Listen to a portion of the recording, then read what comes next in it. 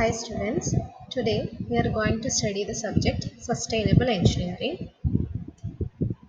We are studying Module 4 of Sustainable Engineering. It is resources and its utilization.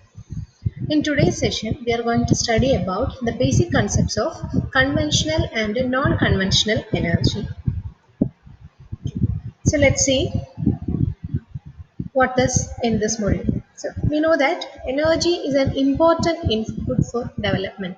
Without energy, we can't do anything. Okay, so it aims to the natural resources. Energy resources are also renewable as well as non-renewable. Basically, there are two classifications of energy resources. First one is renewable and second one is non-renewable. So what is meant by renewable energy resources? Renewable energy resources are that are easily replaced after being consumed. After consumption, the one which can be renewable is known as a renewable energy source. And what is meant by non-renewable energy resources? Energy sources that are not replaced or replenished after being used, or maybe it will take several years to be replaced. Okay, so it is the energy sources which are not easily renewable are known as non-renewable energy sources. Okay, so the basically in this module we are discussing about conventional and non-conventional energy sources. So here we are saying that we are having sources of energies which are basically classified into conventional sources as well as non-conventional sources, and in that conventional sources are classified into commercial as well as non-commercial energy sources. So what is meant by commercial energy sources? So examples are given here. So coal, oil and natural gas, thermal power are examples for commercial energy sources. And what are the examples for non-commercial energy sources? Firewood or fuel wood, hydropower, nuclear power are examples of non-conventional energy sources.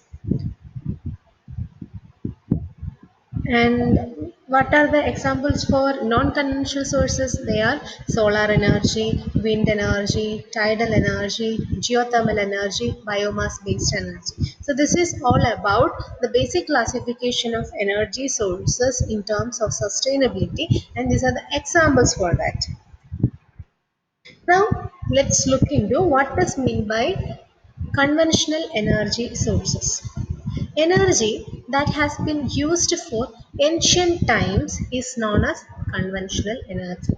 That is, energy sources that we are using from ancient times or earlier times is known as energy, conventional energy sources. A conventional resources are the ones that are commonly used. These are available in limited amount and develop over a longer period. As a result of unlimited use, they are likely to be exhausted one day. So what is the speciality of conventional energy sources?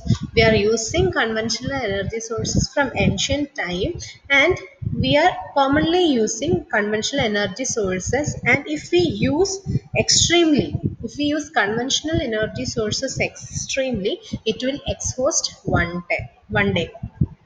So this is also known as non-renewable or exhaustible energy sources. So the availability, how much quantity is available, how much conventional energy sources are available in nature, and let's see, this pie diagram shows how much quantity of conventional energies are available in the nature. So the most abundant conventional energy sources are hydro energy and coal energy, then nuclear energy, then natural gas and crude oil are consist only 7% in the nature.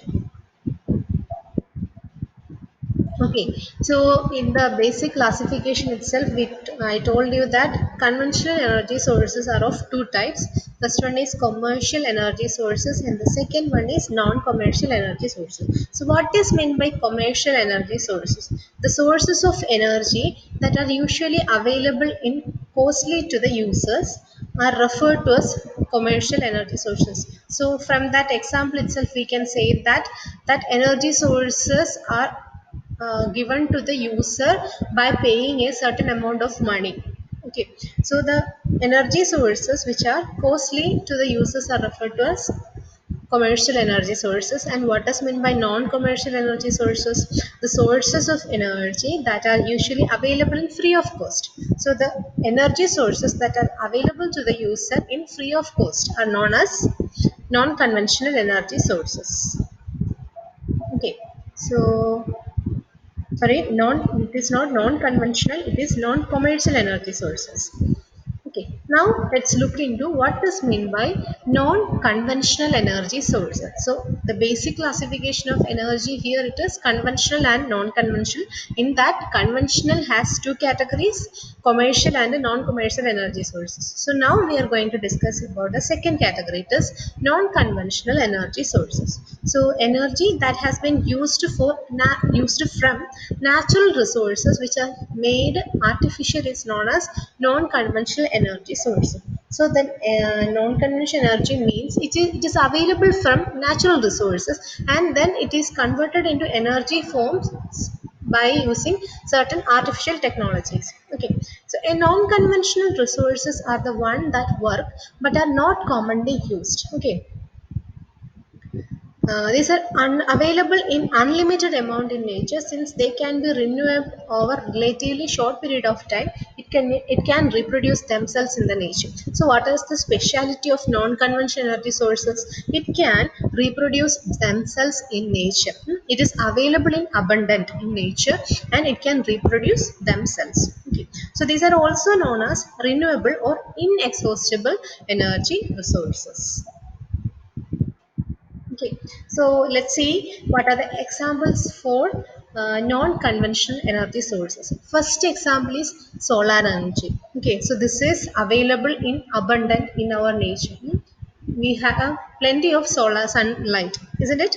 So energy obtained from the sun in the form of heat and light are known as solar energy. And if we need to make use of that, we need to go for some artificial processes, isn't it? So energy derived in the form of solar radiation. This solar energy received by the near earth space approximately is 1.4 kilojoules per second, known as solar constant. So this is related to the solar radiations and the amount of solar radiation absorbed by each solar panel, isn't it?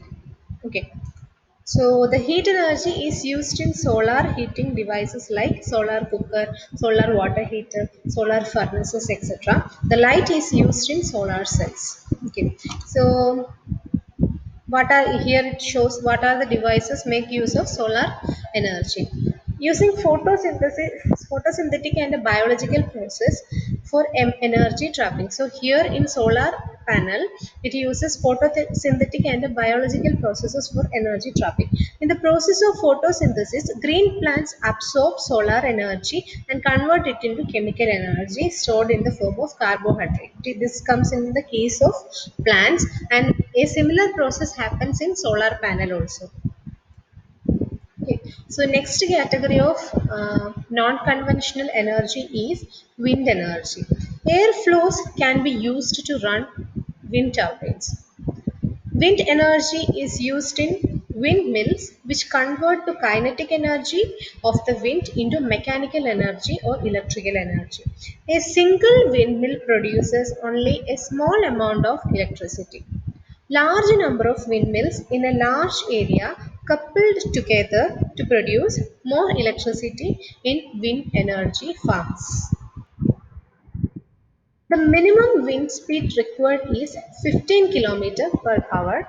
At present, wind power potential of India is 1020 megawatt. The largest wind farm is near Kanyakumari in Tamil Nadu, generate 380 megawatt electricity. Okay, so that's all about wind energy. Now we are going to discuss about tidal energy. The energy associated with the tides of the ocean can be converted into electrical energy. First tidal power plant is in France in 1996. India could take up ocean thermal energy conversion, that is OTEC, by the process it will be capable of generating 5,000 megawatt electricity to meet the power requirements of remote oceanic islands and coastal towns. And next non-conventional energy source is geothermal energy. Okay, so the geothermal energy may be defined as the heat energy obtained from hot rocks present inside the earth crust. At the core temperature, at the core, temperatures may vary over 9,000 degree Fahrenheit. So we know that when we consider into the earth crust, the temperature is high. Okay, so that high temperature is makes use of geothermal energy. This heat comes from the fusion of the, how come the heat comes here? So heat comes because of the fission of radioactive materials naturally present in the rocks. The deeper regions of Earth's crust is very hot. This heat melts the rocks and forms magma. Okay, so the magma moves up and collects below at some places called hotspots. The underground water in contact with hotspot gets heated into steam at high pressure. By drilling holes into the hotspots, the steam coming out can be used to rotate turbines to produce electricity. So this is what happens in a geothermal power plant. And the last example for non-conventional energy is biomass-based energy. The organic matters originated from living organisms like wood, cattle dung, sewage, agricultural wastes are called the biomass. These substances are burned to produce heat energy which can be used in the generation of electricity. Thus, the energy produced from the biomass is known as biomass energy.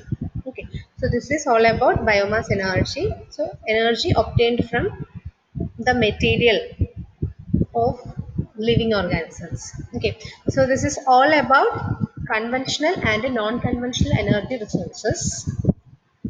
Thank you.